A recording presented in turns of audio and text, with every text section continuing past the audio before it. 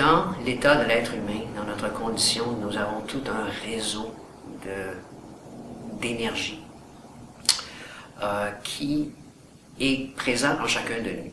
Donc, c'est comme si vous aviez en vous un potentiel infini qui est non utilisé. Ce potentiel infini vient de, essentiellement, ce qu'on appelle l'énergie Kundalini, qui est qualifiée d'énergie de la conscience, et du réseau d'énergie dans lequel elle s'intègre, qui sont, comme je viens de l'expliquer précédemment, les nadis, et qui sont reliés les uns avec les autres par les chakras. Donc, ces vortex d'énergie, il y en a aussi beaucoup plus que 7, donc la plupart des traditions sont toutes d'accord pour en considérer 7 principaux.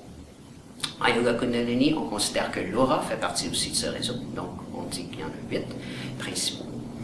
Donc chacun de ces chakras contient, dans sa bulle énergétique, des qualités particulières.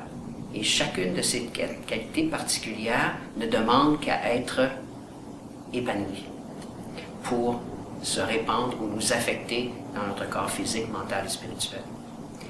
Alors, de la façon dont chacun de notre façon d'être, notre personnalité, est générée par le ou les chakras qui sont les plus équilibrés en soi-même. Alors, si vous êtes bien établi dans votre chakra du cœur, par exemple, à ce moment-là, vous allez automatiquement vivre et être et représenter la compassion. Il n'y aura pas de limite en vous à votre capacité de servir les autres, d'avoir de la compassion, de partager automatiquement, d'aimer sans condition aussi et sans jugement. Alors, ça va se matérialiser, si on veut, s'exprimer en vous à travers ce chakra principal. Mais pour que ce chakra soit en équilibre, il faut que les précédents aussi soient en équilibre. Donc, tous les chakras inférieurs doivent aussi être bien établis parce que chacun est supporté par son précédent.